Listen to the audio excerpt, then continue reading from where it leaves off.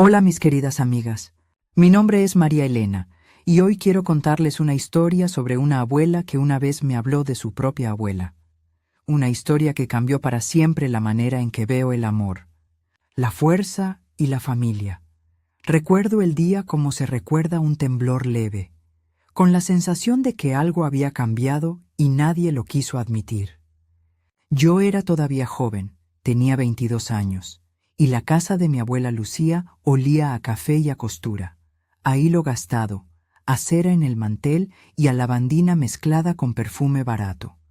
Entré por la puerta de la cocina y la encontré junto a su tarro de vidrio, ese tarro que todos los domingos ponía en la mesa y que guardaba monedas como quien guarda promesas. Sus manos, tan pequeñas y arrugadas, hurgaban entre los billetes doblados y los centavos sueltos, como si cada moneda hubiera pertenecido a un momento de su vida.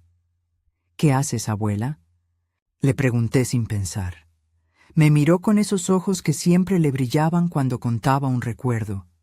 Pero aquel día había algo distinto. La mirada era de alguien que se ha defendido mucho tiempo y que, por fin, está cansada de guardar silencio. «Pongo el dinero donde lo ves», dijo, «para la boda de mi nieta». Las palabras me cayeron encima como agua fría. No supe en ese instante si reír o llorar. Era cierto. Mi abuela había decidido pagar lo que ella llamaba la fiesta que merecíamos. Me contó luego, con la voz baja y a medias, que llevaba años juntando. Vendió una mediasuela de su vieja costura, aceptó menos trabajo por día, dejó de comprar el pan con mantequilla para comprarlo solo si sobraba. En el tarro había fracciones de vida, 1,250 pesos, escrito en su libreta con la letra torcida. Una nota con fecha del 18 de julio de 1971 y, pegados con cinta, recibos amarillentos de un salón, la factura del vestido y el número de teléfono de una señora que hacía tortas. Ella no tenía por qué hacerlo. No estaba obligada. Pero a mi abuela Lucía le gustaba hacer injusticias como un puente que se construye con manos temblorosas. Con lo que se da se espera que el mundo devuelva respeto. Ella decía siempre que la dignidad se compra con trabajo y se mantiene con silencio, y por eso guardaba su orgullo como si fuera una perla en un frasco.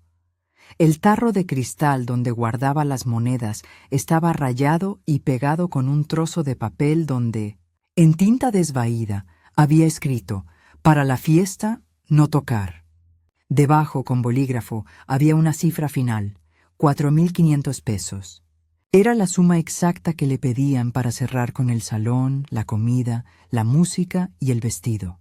Le había costado 5 años de ahorro y 2 malas temporadas de costura. Le había costado no comprarse un abrigo cuando hizo frío y dejar de ir a la plaza con su grupo de amigas los jueves.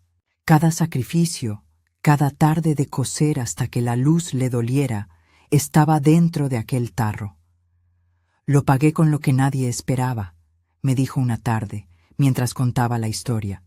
«Te ves hermosa cuando sonríes, pero yo quería que tu mundo fuera uno donde nadie te corrigiera por tu cara».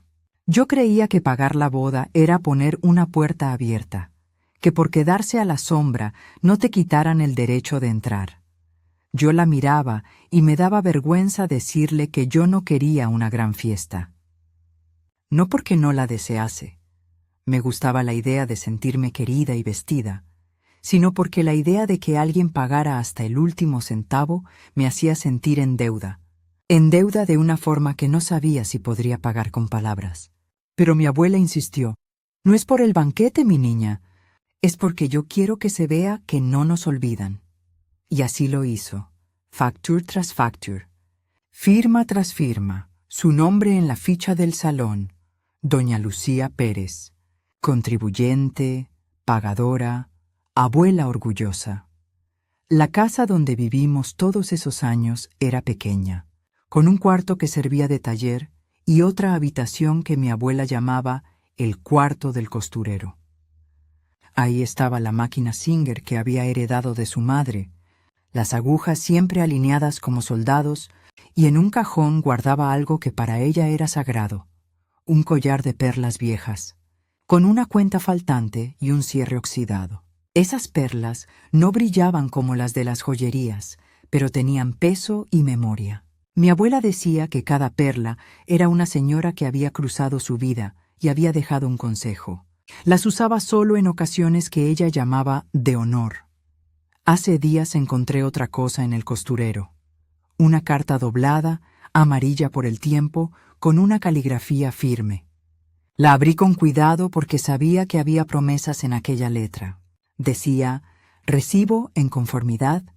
Doña Lucía Pérez ha pagado a nombre de su nieta la cantidad de 4,500 pesos para la celebración a realizarse el 12 de septiembre de 1972. Firma: Salón Victoria. Fecha: 20 de agosto de 1972. Recibo número 457. Las fechas, los sellos, todo estaba en regla. Mi abuela me mostró la copia del comprobante donde el sello del salón estaba ligeramente borroso, como si la tinta se hubiera cansado de la verdad. Tenía, además, una nota pegada por detrás, en la que la señora que atendía en la recepción había escrito: asegurar llegada puntual. Se ha recibido el 50% del pago. Saldo a liquidar el 5 de septiembre. Mi abuela guardó cada papel con reverencia. Para ella esos papeles eran más que prueba. Eran la defensa contra la indecencia humana. Ella me dijo que cuando ellos se enteraran de que la fiesta estaba pagada, nadie tendría el derecho de excluirnos. Y en eso creímos. Quizá por ingenuidad. Quizá porque en el corazón de la abuela la bondad encendía lámparas donde otros veían poquedad. La familia, sin embargo, nunca fue simple. Había primos que vestían mejor, tíos que eran de sociedad, una hermana política que miraba con desdén todo lo que oliera a hambre o trabajo. Esas personas, que se reunían en la casa de la señora del barrio alto, calculaban el honor más que el cariño. Medían a las personas por cómo las presentaban en sociedad y por qué platos se servían en sus banquetes. Yo recuerdo las miradas, las ganas de encajar y, sobre todo, el rumor sordo que corría como insecto en las paredes. No es que no la quieran, es que no es suficientemente bonita. ¿Suficientemente bonita? La frase dolía en la casa como una piedra. ¿Quién decide qué es belleza cuando la vida te ha dado manos curtidas y una sonrisa fácil? Mi abuela, que había vivido 3 guerras de pobreza y una belleza que nadie supo ver, se agarró entonces de una rabia antigua, la idea de que con dinero, con respeto, podía obligar al mundo a inclinarse un poco hacia nosotras. Las semanas antes del día señalado estuvieron llenas de una actividad que parecía orquestada. La señora del salón dejó mensajes. La mujer que hacía las tortas trajo a mi abuela pruebas de sabores. La modista midió con paciencia la tela que mi abuela había pedido, un retazo de satén que consiguió con descuento en la tienda de la esquina. Y yo, que por entonces aún estaba por comprender la naturaleza de las humillaciones, sentía una mezcla de orgullo y vergüenza. Orgullo porque mi abuela luchaba por ofrecerme algo bello. Vergüenza porque sentía que su esfuerzo nos dejaba expuestas. Como si al lado de toda esa espera hubiese una acusación. Una tarde, mientras mi abuela planchaba el mantel que llevaría al salón, un mantel que ella misma había bordado con sus iniciales y que perteneció a su madre, tocaron la puerta. Era Carmen, mi prima, con un vestido nuevo y una mirada que olía a sutil desprecio. ¿Todo listo?, preguntó, clavando sus uñas recién pintadas en el aire.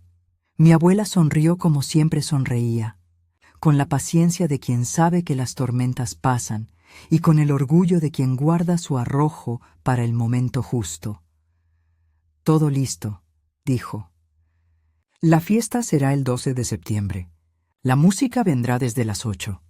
Carmen asintió, pero había una tensión en su boca. Esa misma noche supe que la tensión era aviso. A la entrada de la boda, en la casa de la familia que había invitado a casi todo el pueblo y que había recibido la noticia de que el pago venía de una abuela pobre, comenzaron a surgir comentarios. Detrás de un mantel, en susurros, alguien dijo: Si vamos a mostrar a nuestra gente, mejor que todo luzca bien. No necesitamos escenas. Yo no escuché la conversación, pero mi abuela la sintió, como se siente el viento antes de que llueva. Ella sabía que la belleza, para algunos, no era una cuestión de luz, sino de etiqueta, y aún así, ni en sus peores previsiones imaginó lo que iba a pasar. Una decisión que no nació de una ley ni de un documento, sino del orgullo de quienes no querían que su prestigio fuera tocado por la simplicidad de una abuela. Fue el 9 de septiembre cuando recibió la llamada. La voz al otro lado del teléfono sonó formal, casi un picaporte que se cierra en la cara. «Doña Lucía», dijo la voz. «Le llamo del Salón Victoria. Lamentamos informarle que, debido a circunstancias imprevistas, la ubicación de los invitados será reestructurada. Le pedimos que por favor no asista a la cena de los familiares directos». Mi abuela dejó el teléfono sobre la mesa y yo vi cómo su mano, la mano que había cosido medias y dobladillos durante 50 años, se quedó sin fuerzas. No era un no cualquiera, era la palabra de quienes decidieron que su presencia empañaría la imagen de la fiesta. «¿Qué quieren decir con no asista?», pregunté porque mi corazón no sabía guardar la pregunta. «Que no quieren que yo esté entre los invitados de honor», contestó ella. «Que prefieren que algunos sean más visibles que otros». «Pero ya pagaste», dije, casi como si fuera una súplica. «Lo sé», respondió. «Y tengo el recibo, lo tengo todo, pero hay otros recibos que no se ven, los que guardan las personas en la memoria. Algunos prefieren borrar a quien no les encaje». Guardó silencio y luego, con voz baja, añadió: «Me pidieron que, si acaso acudiese, me quedara en la cocina y viera desde la puerta. No quieren verme frente a toda la gente porque, según dijeron, no es apropiado». Ese «no es apropiado» sonó como una sentencia. Sentí por primera vez que mi abuela estaba sola en una batalla con un enemigo que no tenía forma sino costumbres. Lo más doloroso no fue la prohibición en sí, sino el desprecio que la justificaba, su falta de belleza, su pobreza, su origen. La noche anterior a la boda, mi abuela escondió el tarro en el fondo del armario, justo detrás de los vestidos que ya no usaba. Sacó el collar de perlas y, con manos temblorosas, lo colocó en una bolsita de tela. Me miró a los ojos y dijo: «No quiero que la humillen por mí. No quiero que mi presencia le traiga vergüenza a la niña. Si han decidido que mi rostro no puede estar allí, prefiero ser una sombra que ayude a que ella brille. No me verás en el salón, pero te prometo que ningún centavo se desperdició». Yo pensé en protestar, en gritar que no podían decidir sobre la dignidad de nadie. Pensé en arrojar el tarro por la ventana y gritar que quien no respeta a un viejo no merece el pan que come. Pero observé sus manos y comprendí que la valentía de mi abuela no era ruidosa. Era de quien hace justicia con su silencio y con su sudor. Llegó el día, 12 de septiembre de 1972, la fecha que figuraba en el recibo. La ciudad entera parecía vestida de gala. Las calles con música, las farolas con guirnaldas, el viento con olor a anís. Desde la acera la gente miraba y comentaba. Yo fui al salón con el vestido que mi abuela había comprado con descuento, una tela azul sencilla y un bordado hecho por ella en la cintura. No llevaba joyas, salvo las perlas viejas que mi abuela me entregó y que me dio con la indicación de que fueran el abrazo que ella no podría dar. Al entrar, sentí la mirada de cientos de ojos. Algunos no disimulaban la sorpresa de verme ahí. Otros comentaban mi vestido con una mezcla de benevolencia y curiosidad. En la lista de invitados, mi nombre estaba presente como la invitada especial, la nieta bien traída. Pero detrás de las mesas, en la cocina, supe que algo se movía. Puertas que se cerraban más rápido, pasos que se acortaban. Fue entonces cuando, escuchando un portazo, vi a mi abuela entrando por la puerta de servicio. Venía con el delantal puesto, como si el destino la hubiera vuelto costurera de su propia humillación. No alcanzó a cruzar el umbral del salón. Una voz, firme y fría, se elevó desde adentro, como quien da una orden que no admite réplica. «Señora», dijo una mujer que se ocupaba de la lista. «Lo siento mucho, pero no puede pasar. No está en la lista de invitados de honor». Mi abuela se quedó inmóvil, con una mezcla de sorpresa y una dignidad que se sostenía por un hilo. «Pero yo pagué», dijo ella con la voz quebrada pero clara. «Aquí está el recibo. Aquí está la firma». La mujer la miró como mira a alguien a quien se pide disculpas por algo menor. «Lo sentimos», respondió. «La organización ha decidido que su presencia no conviene». Mi abuela incluyó una risa pequeña, de la que yo nunca había visto antes en ella. Era una risa que contenía todo el cansancio de años. «¿No conviene?», repitió. «¿Y qué es lo que conviene más que la verdad?». Un brazo la apartó con una cortesía burda. Mi abuela se quedó en la puerta, con las manos cerradas alrededor del tarro que había traído pensando que había comprado el derecho a estar. Se quedó así, de pie, mirando la luz y las sonrisas que había pagado, como quien ve su propio retrato colgado en la pared junto a extraños. Me acerqué y me puse a su lado. No supe qué decir. En mi bolsillo tenía una promesa que aún no había pronunciado en voz alta. La promesa de que nadie, ni la gente más pulcra ni los vestidos más caros, me arrebataría el recuerdo de esa mujer. Pero esas promesas son delicadas y las palabras a veces no alcanzan para detener la humillación. «Vete, hija», dijo mi abuela, y no quiso que la arrastrara. «Ve a disfrutar. Yo no vengo por mí». Fue la última vez que la vi sonreír con esa mezcla de orgullo y pena. Pero su secreto seguía en el tarro, en el collar y en el recibo. Y yo, con la sangre hirviendo de impotencia, juré que habría una respuesta. ¿Qué clase de mundo decía que quien da no puede sentarse a la mesa que erige con su propio esfuerzo? Al salir del salón, con las perlas rozándome la garganta, encontré en el corredor un sobre clavado debajo de una puerta. No lo abrí en ese momento. Preferí esperar al regreso, al reencuentro con la abuela que había dejado fuera del salón.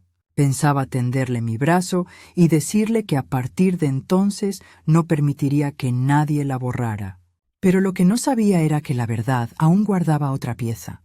Una pieza que mi abuela había escondido sin decirme por qué, y que solo al tocarla entendería la magnitud del dolor que cargó en silencio. La noche cerró con música y con risas, y yo dentro mirando, sintiendo que algo en mi pecho se rompía y volvía a recomponerse en otra forma. La gente brindaba y mi abuela hacía café en la cocina, con la puerta entreabierta para que me llegara el olor. Ella me dejó sentada en la mesa de servicio. Me ofreció un trozo de torta y me dijo con esa serenidad que la caracteriza: «Algún día entenderás por qué callamos». Sus palabras flotaron en la noche como una promesa y una amenaza. ¿Qué secretos podía guardar una mujer que pagó con tanto esfuerzo y fue excluida por los suyos? ¿Qué valor le daba el orgullo a quien prefería pagar que ser vista como pobre? Me fui a dormir con la sensación de que había algo más escondido en la casa, algo que mi abuela no me contaba. No era solo la humillación, era una verdad que ella llevaba en el bolsillo, envuelta en papel y con fecha. Y yo, que siempre quise ser de las que abrían las cajas fuertes de las familias para ver qué había dentro, sospeché que en aquella casa había un papel que cambiaría todo. Esa misma madrugada, guiada por la intriga y por un amor que ya no podía contener, me levanté y fui al costurero. Saqué la cajita donde mi abuela guardaba una copia del recibo y detrás un sobre sellado con mi nombre escrito en la caligrafía de ella: María Elena, no abrir hasta que sea tu tiempo. Lo agarré con manos temblorosas y sin pensarlo. Rompí el sello. Dentro había una carta y algo que hizo que mi corazón se detuviera. Una fotografía pequeña, doblada, en la que se veía, al fondo de una mesa larga, a una mujer vestida de camino, que reía con una boca abierta y unos ojos que no parecían respetar la solemnidad de la ocasión. A su lado, con la cabeza inclinada, se veía a una figura que parecía señalar hacia la puerta. No era solo la imagen lo que me golpeó, era la nota escrita al dorso, con una fecha que no concordaba con ningún otro papel que yo había visto.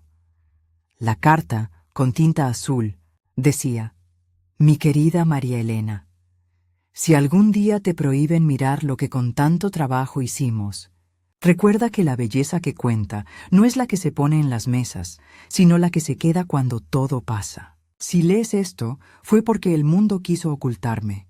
No permitas que callen mi nombre. Y debajo, una fecha, 10 de septiembre de 1972, y una firma, Lucía. Mi respiración se hizo pequeña.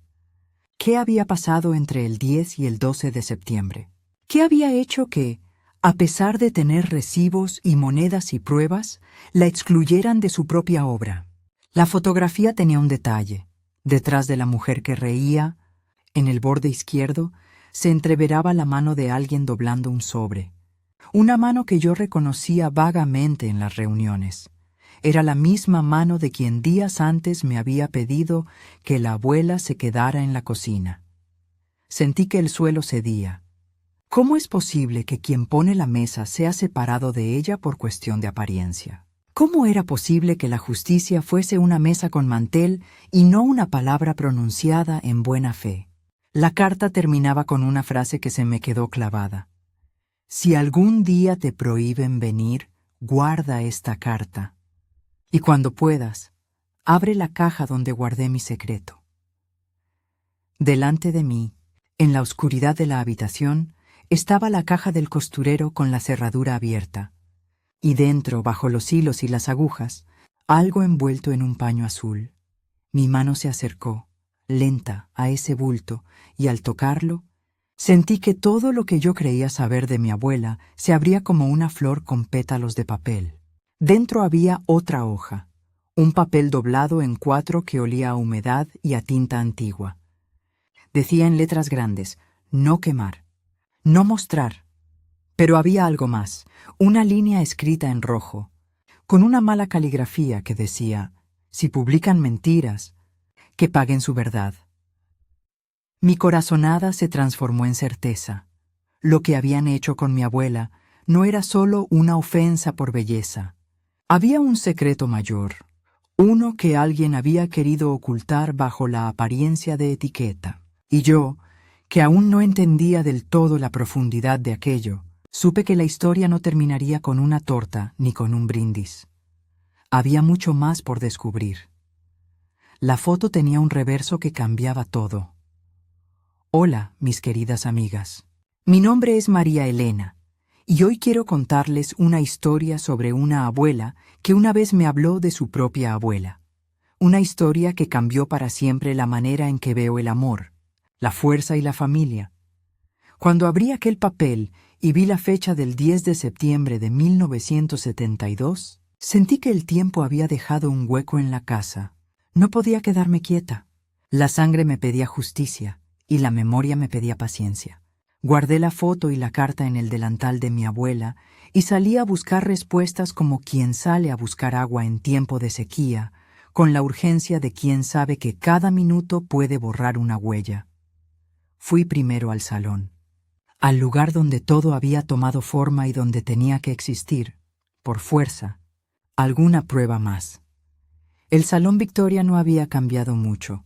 Las molduras, la campana de la recepción, el viejo perchero donde colgaban las chaquetas como si fueran promesas. Toqué la puerta del despacho y apareció el encargado, un hombre con la cara marcada por el humo de tantos cumpleaños y una sonrisa que funcionaba como reloj de cuco. ¿Puedo ayudarla?, preguntó con esa cortesía que guardan los que han aprendido que la paciencia es parte del negocio. Le expliqué quién era y mostré el recibo que mi abuela había guardado. Al principio me ofreció la versión que el mundo aprende a repetir. Lo siento mucho, señora. Nosotros no tenemos la última palabra sobre los invitados. Solo organizamos, pero mi voz, que ya no era la de una joven, sino la de una mujer que llevaba a su abuela dentro, no quiso callarse. Busque en los libros, le pedí. Busque el libro de caja. Ahí tiene que quedar todo. El hombre me hizo señas para que esperara, y tras unos instantes que fueron eternos, volvió con un volumen gordo, con tapas de cuero, lleno de sellos y números. Lo abrió en la página del 20 de agosto de 1972, y allí, con tinta negra y letra clara, estaba el asiento. Recibido por Salón Victoria, depósito 2.250 pesos, señora Lucía Pérez. Recibo número 457. Debajo, otra anotación con fecha 5 de septiembre. Saldo 2.250 recibido en efectivo. Firma A. Mendoza, Administración. Mi corazón dio un vuelco. Allí estaba la verdad en tinta, la misma que mi abuela había guardado en su casa. Le pedí al hombre que buscara el archivo de correspondencia y los memorandos. No esperaba encontrar algo más, pero su rostro cambió cuando rebuscó en un cajón y dejó sobre el escritorio una hoja plegada con membrete del salón. Era una nota dirigida a la administración, reestructurar lista de familiares. Favor excluir presencia de doña Lucía Pérez en la mesa de honor. Atentamente, T. Rojas. La letra era firme y había una firma que me sonaba a vidrio. Doña Teresa Rojas. Mi mano comenzó a temblar. ¿Quién era doña Teresa? La recordé. La señora que hablaba con voz cortante y que esa tarde en el salón me había impedido la entrada. No era una casualidad. Era una orden. Y debajo de ese pedazo de papel, cuidadosamente doblado, había un sobre con el sello del correo fechado el 9 de septiembre, la misma fecha de la llamada. Abrí el sobre y con la voz de mi abuela resonando en el oído, leí la carta entera. No era una petición delicada, era una instrucción.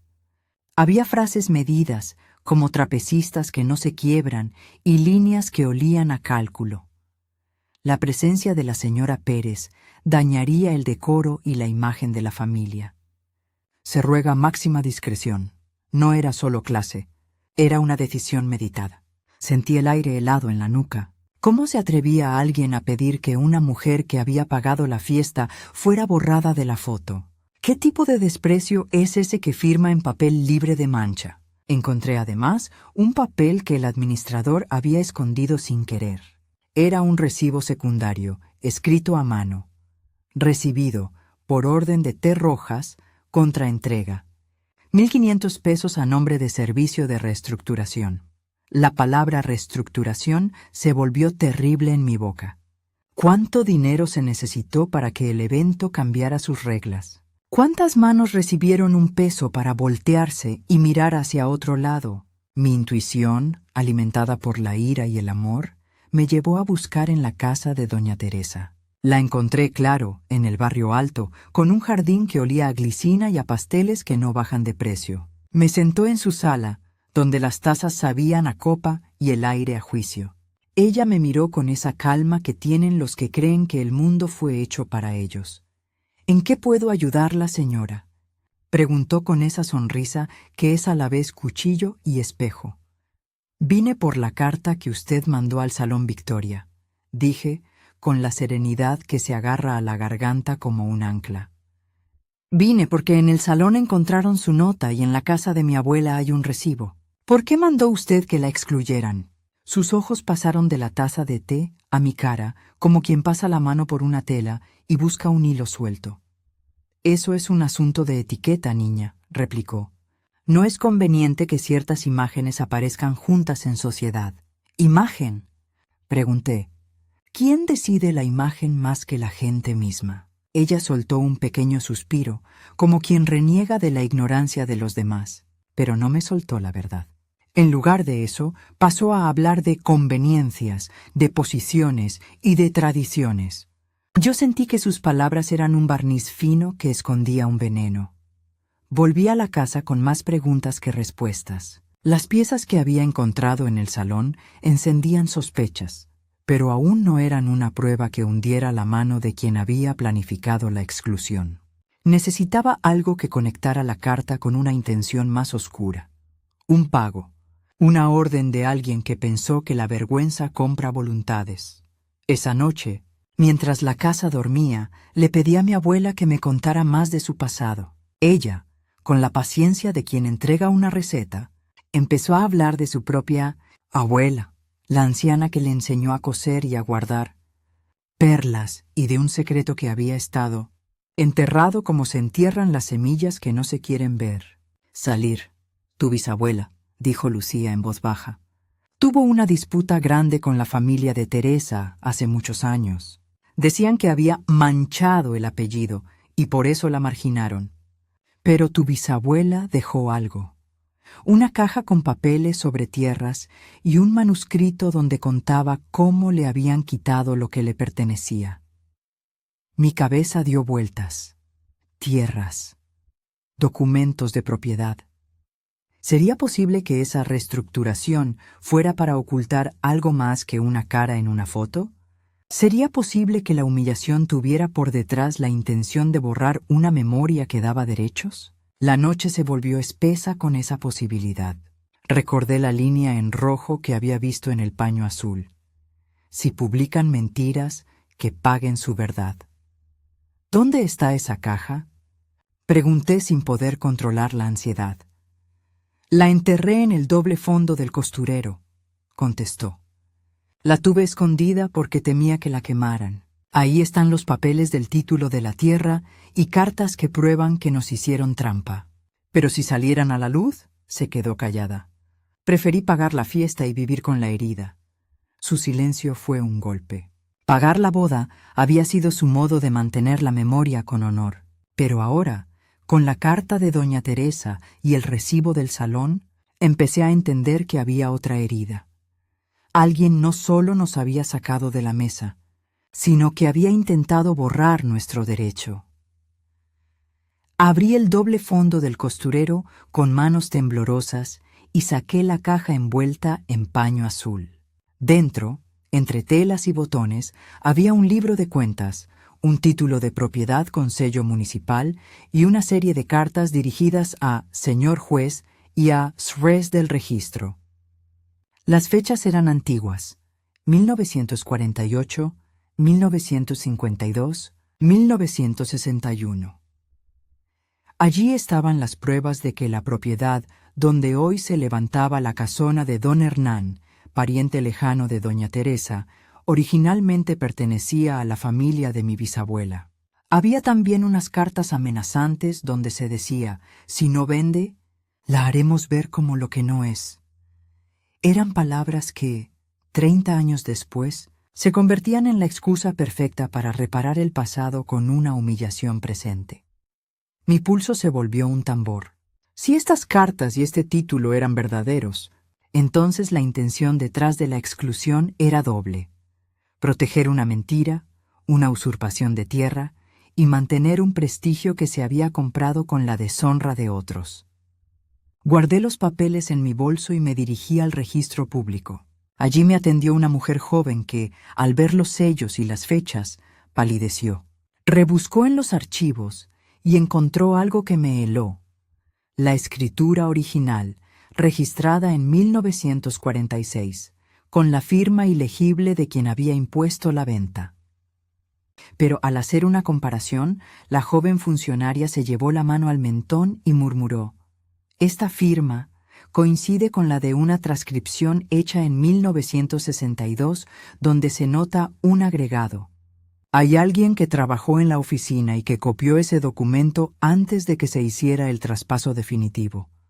Esa pista me dio aire. Si había una copia, si alguien en el interior del registro había colaborado, entonces la historia no era solo un asunto de imágenes, sino de poder y complicidad. Pero la prueba definitiva aún me faltaba. Quería la voz de quien había firmado la carta que ordenó excluir a mi abuela y el motivo que la había llevado a usar el poder social como arma, con los papeles en la mano y el alma en combustión. Volví al barrio donde vivía la gente que había silbado sin decir nada, tocando puertas, recogiendo retazos de memoria. Descubrí que Teresa y la familia de don Hernán habían tejido una red de favores: pagos a un empleado del registro, la compra de una porción de tierra con documentos cambiados y, después, la decisión de que ciertas presencias debían desaparecer. Mi respiración era un caballo desbocado. Entre las cartas hallé una que no había visto en la caja. Una nota escrita con prisa que decía: no permitir que la señora Lucía figure en ningún lugar público. Si insiste, acusarla de indisciplina social. Firma A. Mendoza. A. Mendoza era el nombre que aparecía como firma en el recibo del saldo. La misma persona que había asentado saldo recibido en el libro del salón. Un hilo que unía al salón con la casa y a la casa con el registro. Lo siguiente fue confrontar a A. Mendoza. Ella era la administradora que tantas veces había visto en la recepción. Esa mujer cuya firma firmaba la complicidad. La encontré en su casa, detrás de unas cortinas que parecían esconder más de lo que mostraban.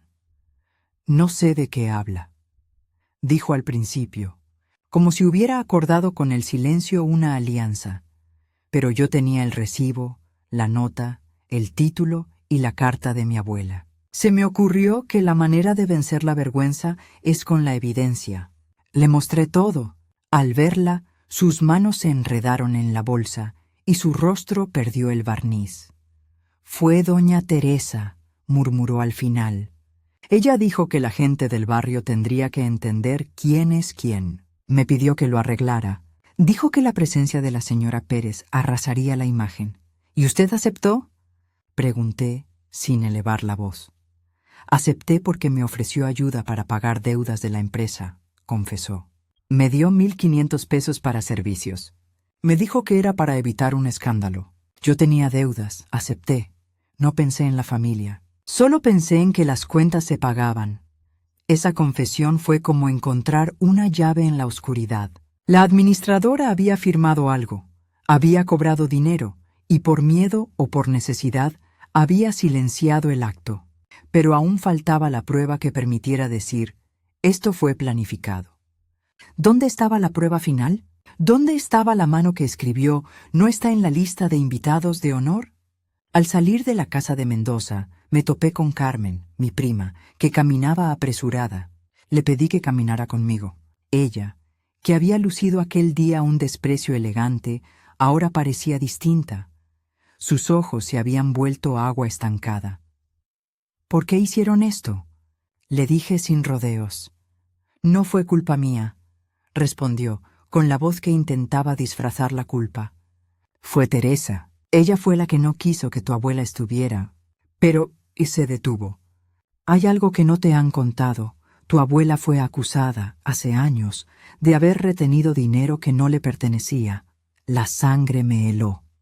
¿Retener dinero? Mi abuela, quien había cosido para otros, atrapada en una sombra así. ¿Qué mentira dieron para conseguir que la olvidaran en la mesa? ¿Qué te dijeron?, pregunté. Que en los papeles del registro hubo una transferencia y que tu abuela figuraba en la transacción. Que vendió algo sin permiso. Por eso doña Teresa insistió en no traerla. No sé si es verdad, pero esa fue la excusa. Aceleré el paso hasta volver al registro y pedí que me mostraran las actas de transferencias de los años 50 y 60. Tenía en la mano el título de la tierra de mi bisabuela. Quería ver quién había firmado y por qué. Entre sellos amarillentos y firmas que se parecían a sombras, encontré una anotación. Traslado por mandato judicial. Expediente 1123-61. Firmado J. Peña. J. Peña era un nombre que conocía. Era el juez que, años después, había sido mencionado en varias conversaciones del pueblo como hombre de decisiones firmes. ¿Había un mandato judicial que legitimara la venta? ¿Quién había instado ese mandato? Mi cabeza daba vueltas. Esa noche llamé a mi abuela y le pedí que me contara todo de nuevo, no por piedad, sino por precisión. Ella se sentó bajo la lámpara, entre costuras y tazas que ya no calentaban, y habló con una lentitud que parecía querer proteger cada palabra. Cuando era joven, dijo, nos presionaron.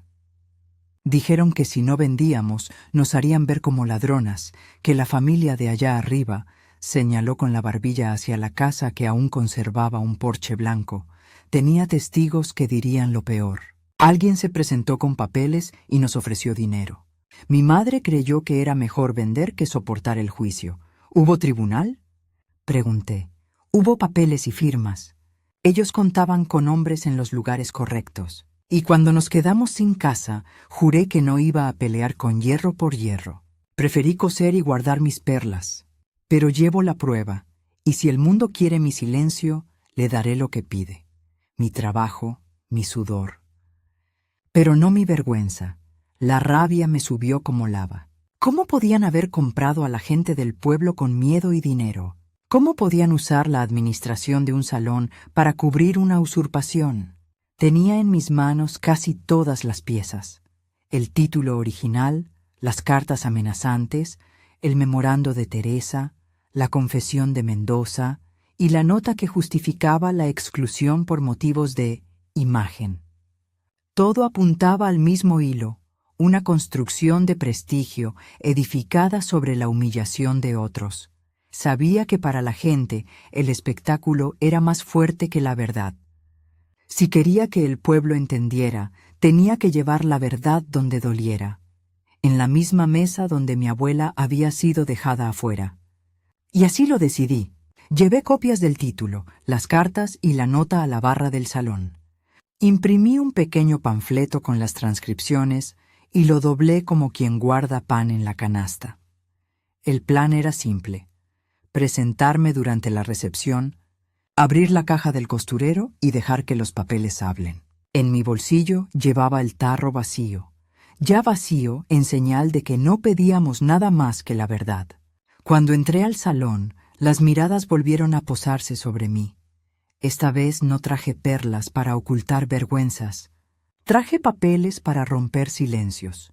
Subí al estrado improvisado, con la caja en la mano, y la música, que segundos antes llenaba la sala, se fue apagando como si alguien hubiera cerrado una puerta. Fue entonces cuando Teresa apareció, con su vestido de seda y una mirada que pretendía ser indiferente.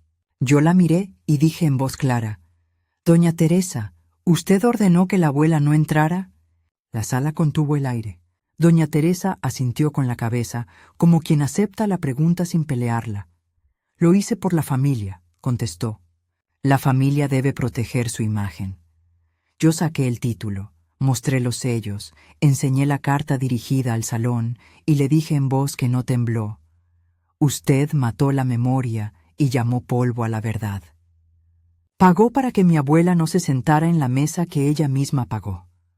Un murmullo atravesó la sala como cuchillos. Teresa, enrojecida, quiso responder, pero yo todavía no había terminado. Saqué la nota firmada por A. Mendoza, la puse sobre la mesa y dije: «Y aquí está la orden que ustedes dijeron que no existía. Aquí están las manos que cobraron por su silencio. ¿Qué tienen ahora para decir?»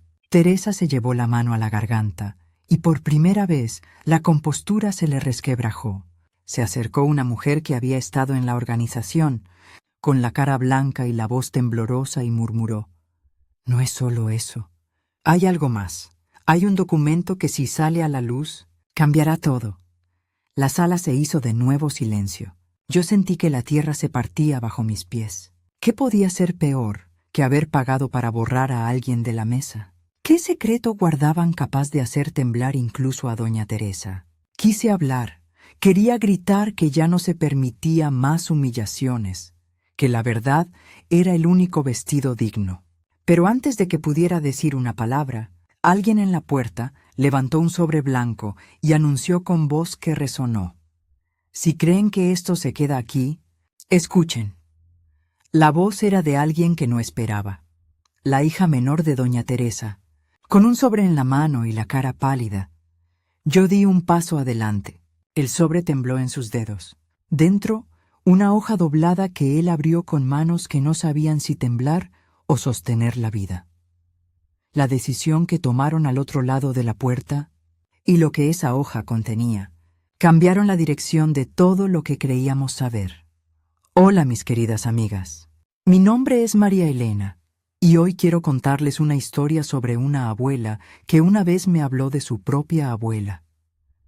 Una historia que cambió para siempre la manera en que veo el amor, la fuerza y la familia. Cuando la hija de doña Teresa sostuvo ese sobre blanco en la sala del Salón Victoria, todo pareció detenerse. Ella se llamaba Isabel y tenía la voz rasposa de quien habla poco en la casa de los poderosos. Sus manos temblaban cuando abrió la hoja, y al leerla su rostro se descompuso como una fruta que cae y se parte. «Mi madre», dijo con la vergüenza estampada en la cara. «Mi madre lo hizo. Yo lo sé porque yo guardé esto». La hoja era un recibo bancario antiguo, una anotación en tinta que enlazaba la transferencia de 1.500 pesos, la misma cifra que A. Mendoza dijo haber recibido por servicios, con una cuenta a nombre de la familia de doña Teresa. Había además una carta interna escrita por ella misma en la que se reconocía: «Entrego la suma de 1.500 pesos a favor de la Administración del Salón Victoria con la finalidad de reacomodar la lista y evitar la presencia indeseada de la señora Lucía Pérez. Firmado. T. Rojas». El murmullo que siguió fue una ola que pasó por la sala. Doña Teresa, con la boca seca, quiso decir algo, pero Isabel extendió otra hoja más, una nota, una especie de diario de bolsillo donde ella anotaba las conversaciones que escuchaba de niña, las promesas que su madre hacía en la cocina, la manera en que hablaban del pueblo como quien organiza fichas de dominó. «No vine a humillar a nadie más», dijo Isabel con una sinceridad que dolía. «Vine a cerrar algo que me persigue. Cuando era niña, mi madre me decía que el honor no se comparte con la gente pobre. Yo crecí creyendo que había que proteger el apellido, pero he visto cosas y ya no puedo callar». La sala guardó silencio, y yo, que tenía en la mano la caja con los papeles del costurero, sentí que mi garganta se abría como si alguien hubiera soplado sobre ella para sacudir el polvo acumulado de años. Fue entonces cuando a Mendoza, la administradora, se arrugó como si la ropa interior del alma le quedara pequeña. Salió del grupo de los organizadores y dijo, con la voz baja: «Firmé porque me ofrecieron pagar las deudas. Pensé que era solo una manera de evitar problemas. No imaginé que esto sería tan monstruoso. Monstruoso». La palabra rebotó en las paredes del Salón Victoria como un arma que por fin se asienta. El murmullo se convirtió en una conversación pública y la verdad, que durante tanto tiempo había sido un papel escondido en un costurero, empezó a prenderse en bocas de vecinos, de amigas de la iglesia, de trabajadores que habían visto pasar billetes y luego ceros en las cuentas. Doña Teresa intentó entonces retroceder. Dijo que se trató de maldas interpretaciones y que ella solo quiso proteger la familia. Esas palabras que parecen almohadas para quien no quiere cargar con la culpa. Pero la hija la detuvo y la miró con la severidad de quien ha decidido tomar la herencia de la conciencia. «No puedo permitir que vivas con esa mentira más», le dijo Isabel. «No cuando lo que hicieron afectó a la gente que trabajó y nos dio una mano sin pedirla». Cuando oí esas palabras pensé en mi abuela en la puerta de la cocina, sujetando el tarro con las monedas. Pensé en su costura, en las perlas, en la manera en que había preferido pagar la fiesta y soportar la vergüenza antes que abrir la caja del pasado para pelear por lo que era suyo. La vieja sabiduría de las mujeres que han sufrido mucho es curiosa. A veces callan para proteger a los suyos. Otras veces callan porque saben que la guerra se gana con pruebas más que con gritos. Y las pruebas estaban ahí, en papel, en la voz de una hija que decide romper el muro de la familia. La noticia se corrió por el pueblo como si alguien hubiera abierto la llave del agua tras años de sequía. Vecinos que antes no podían pronunciar el nombre de mi abuela sin torcer la boca, ahora se acercaban con una taza en la mano y la mirada llena de pena. «Yo la vi coser hasta las noches», dijo una mujer que arreglaba sombreros. «Le debo la vida a sus manos. Si la herimos, hemos herido el alma del pueblo». Poco a poco, la gente que hacía silencio por comodidad comenzó a hablar por vergüenza. Hubo testimonios, manos que se alzaron para decir que el juez Peña había recibido favores, que había coartado escritos y que las actas antiguas mostraban modificaciones sospechosas. Los rumores se transformaron en demandas, y las demandas en un expediente que, por primera vez en muchos años, encontró oídos dispuestos a escuchar fuera del círculo de la impunidad. No fue fácil. Los que tenían poder se aferraron a sus muros con uñas sucias. Trataron de comprar cambios, ofrecieron dinero a quien quisiera callar. Intentaron insultar la memoria de mi bisabuela y tiraron al suelo los títulos que les convenían. Pero la furia de la verdad es paciente. Cuando tiene peso, hace lo que la lluvia hace con la tierra, la abre. El juez que finalmente ordenó revisar los documentos no fue el mismo que firmó en 1961. Era un hombre más joven, con gafas redondas y un sentido de la justicia que le venía de una abuela maestra, según contó en la primera audiencia. Él llamó a auditar las firmas, mandó a peritar las escrituras y exigió que los testigos se presentaran. Fue ahí donde la conspiración se empezó a deshilachar. El empleado del registro que había firmado a nombre de otros confesó que había recibido instrucciones. Testigos aparecieron con testimonio de amenazas, y un papel que había sido presentado como original se demostró haber sido manipulado. Las palabras que salieron en la sala del tribunal me hicieron sentir que se cerraba un círculo. Nulidad por vicio de consentimiento, fraude procesal, nulidad del traspaso.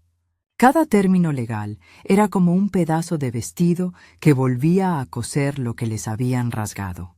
Cuando el juez dictó la resolución, fue en voz baja, con esa gravedad que tiene quien entiende que está escribiendo el final de una herida. Se declara la nulidad del traspaso de la propiedad que se hizo en 1962 hacia la familia de don Hernán, por haberse probado la existencia de documentos falsificados y la coacción sobre los antiguos tenedores. Se ordena la restitución parcial de la propiedad a los herederos de la señora que figura en el título original. Además, se impone como medida reparadora una compensación económica equivalente a 4.500 pesos de la época, ajustados por indexación, y una disculpa pública en Plaza Mayor. La Plaza Mayor se llenó el día que la disculpa tuvo que pronunciarse. Hubo cirios, hubo mujeres con sus delantales apretados y hombres con manos de trabajo que vinieron a testimoniar. Doña Teresa, con la cara marcada por arrugas que ahora le acortaban la mirada, trató de decir algo que sonara a arrepentimiento. Pero la voz de la señora que mandó callar decía palabras dulces, y las personas ya no las creían. Mi abuela, que nunca había querido pleitos, al principio rehusó presentarse al acto público. Dijo que no quería espectáculo, pero su nieta, esa que les cuenta la historia, la persuadió, le tomó la mano y juntas fueron caminando hasta la plaza. Yo vi cómo la gente se apartaba para hacerles paso.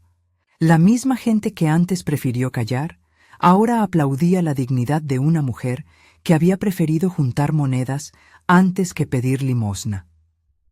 La disculpa se dio y sonó como lo que es, una obligación. Doña Teresa pronunció palabras que sabían a papel húmedo. Dijo: «Pido perdón». Los que la escuchábamos notamos una doble cosa: la responsabilidad puesta en la voz y la falta de calor humano en la emoción. Las palabras fueron recibidas con complicidad de papel y no con perdón real. Pero el juez había ordenado también la restitución de una porción de terreno, no toda la antigua finca, porque los años corren y la vida cambia, pero sí una parcela suficiente para construir una casita donde vivir y un pequeño terreno para cultivar. Mi abuela no quiso la grandeza de la restitución. Pidió algo más pequeño, que su nombre volviera a figurar donde le correspondía, que nadie volviera a decir «no es apropiada» para expulsar a una mujer de una mesa que pagó con su sudor. Además, pidió una lectura pública de las cartas que habían probado la injusticia. Fue sencillo y por eso potente. En voz alta leyó las cartas que su bisabuela había escrito, esas misivas que explicaban la venta forzada y el miedo que les metieron en el alma. La gente lloró. Había por fin una palabra que valía más que los manteles blancos: la verdad. La justicia, sin embargo, no cerró todas las heridas. Doña Teresa perdió parte de su prestigio. La administradora tuvo que presentarse a ofrecer disculpas, y en un giro que siempre sorprende, la hija de Teresa, Isabel, renunció a la herencia sentimental y pidió que se usara para crear una pequeña escuela de costura en el barrio, en memoria de las mujeres que trabajaron. Fue una decisión que a mí me rozó el alma: justicia material y algo que perdurara en manos que saben coser la vida. La última parte del fallo fue lo que muchas de nosotras, las que miramos la vida con ojos de experta en remendar, esperamos en secreto: la prohibición de que en actos futuros se usara la imagen como excusa para expulsar a nadie. Ese detalle, legalista y simple, fue moneda de cambio por la cual muchas manos que se sentían pequeñas empezaron a alzarse. ¿Y mi abuela? Ella hizo algo que a mí me enseñó qué significa verdaderamente ser grande. No pidió venganza. No buscó que se les quitara la casa para que la pagaran. Prefirió que la gente supiera la verdad, que se reconociera la injusticia y que las nuevas generaciones aprendieran a no repetir el gesto de la exclusión. Dijo con la calma de quien ha aprendido a contar con la memoria: no quiero que vuelva a pasar, que mis nietas no pasen por lo que yo pasé, que aprendan a dar y al mismo tiempo a pedir respeto. Su sabiduría fue simple: la verdad no necesita más adornos que ser contada. Nosotros, las nietas, le dimos el abrazo que ella no había recibido en la cocina aquel día de la boda. Le devolvimos el tarro, pero ya no con monedas para comprar una fiesta, sino con un papelito que decía: para la costura comunitaria, en nombre de todas las mujeres que nunca fueron invitadas por su belleza. Los vecinos organizaron una pequeña fiesta en la plaza, no para celebrar la caída de alguien, sino para celebrar la restauración de la dignidad. Hubo tamales, café y un rincón con la máquina Singer, donde mi abuela enseñó a las niñas a coser dobladillos y, entre puntada y puntada, contó su historia con la serenidad que da el tiempo. Les dijo que la belleza verdadera se cose con trabajo y con palabras justas. En la casa del costurero, la caja azul volvió a su lugar, pero ahora con sus papeles a la vista. Pusimos una etiqueta que decía: memoria, no olvidar. Las perlas viejas, con ese brillo simple que solo conocen las mujeres que han amado y han resistido, reposaron en un cajón con una nota: para que tus nietas se arreglen si algún día quieren, pero que no lo hagan por obligación. La lección, mis queridas amigas, no fue una lección de tribunales, fue una lección de comunidad. Cuando la gente del pueblo se dio cuenta de que la exclusión era una enfermedad social, muchos rectificaron. Las amistades que se habían basado en el barniz comenzaron a disolverse, porque ya nadie quería vivir con la vergüenza de haber participado en una mentira. Y las nuevas generaciones, las niñas que aprendieron a coser en la escuela que Isabel ayudó a fundar, crecieron con la idea de que el honor se demuestra cuidando a los débiles, no aislándolos. ¿Hubo dolor en todo esto? Sí. La humillación dejó marcas que no se borran con una orden judicial ni con una disculpa.